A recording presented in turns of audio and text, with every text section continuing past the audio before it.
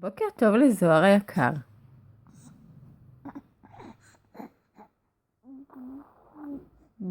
בוקר טוב אמא.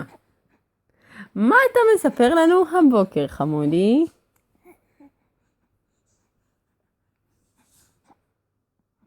כן, כן, כן, כן, כן, כן, כן, כן, כן. למה הפסקת לפטפט?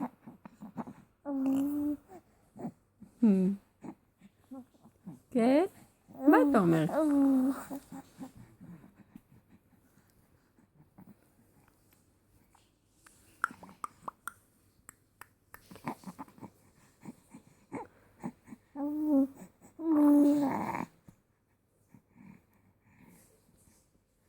פטפטני, אני רוצה לשמוע את כל מה שיש לך לומר לאמא.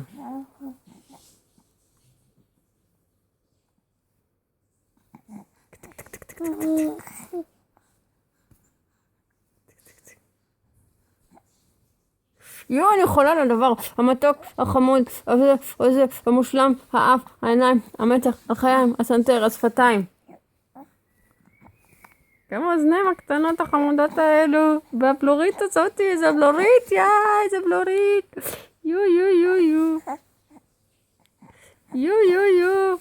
יו לחיים.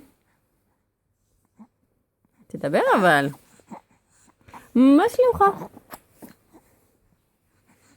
איך אתה מתמודד עם ההצקות של אמא מהבוקר?